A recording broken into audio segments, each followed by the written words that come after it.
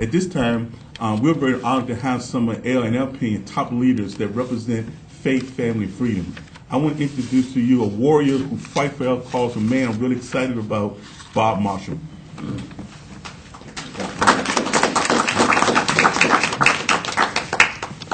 Thank you very much for coming here today. We are dealing with an attempt to defund, frankly, a malevolent organization.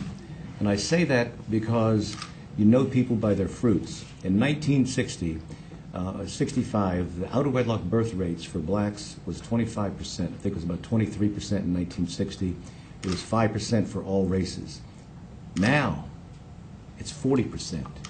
It's 72% for blacks, 51% for Latinas. These are the fruits of Planned Parenthood, okay?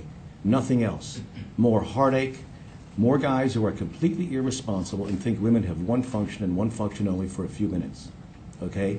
But this just isn't affecting our families, our inner cities, our communities, and our state.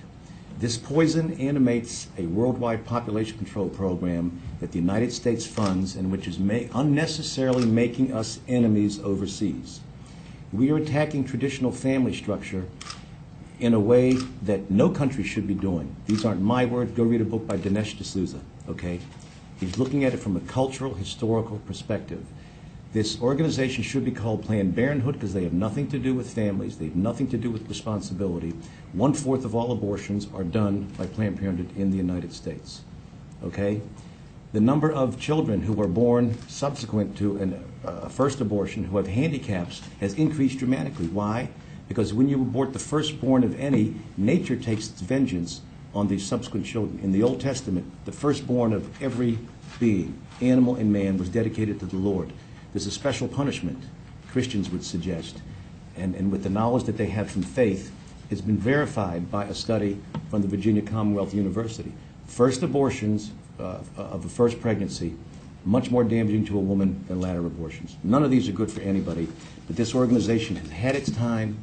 They have failed in their efforts, and we need to defund them and not have them receiving a dime of public money.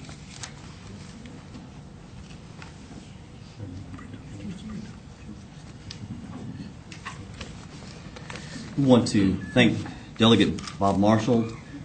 Again, the emphasis for this conference today is to defund Planned Parenthood.